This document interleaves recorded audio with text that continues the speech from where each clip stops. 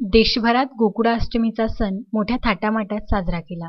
गेल्या 2 वर्षापासून कोरोना महामारीमुळे सण उत्सव आपल्या घरीच राहून साजरे केले आणि यावर्षी सुद्धा कोरोनाच्या सावटामुळे जन्माष्टमी साध्या पद्धतीने साजरी करण्यात आली।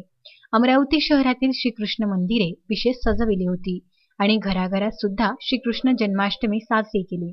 श्रावण महिना श्रीकृष्णाच्या पूजेला विशेष महत्त्व असते। कृष्ण गोकुळाष्टमीच्या दिवशी लोक उपवास करतात आणि दिवसभर पूजा करतात। यावर्षी श्रीकृष्णाची 5247वी जयंती साजरी केली। दरवर्षी श्रावण महिन्यात वद्य अष्टमी या तिथीला गोकुळाष्टमी उत्सव साजरा केला जातो। जन्माष्टमीच्या दिवशी कृष्ण भक्त देवाच्या भक्तीत मग्न असतात। रात्री 12 वाजेपर्यंत मंदिरामध्ये श्रीकृष्णाची गाणी गायली जातात।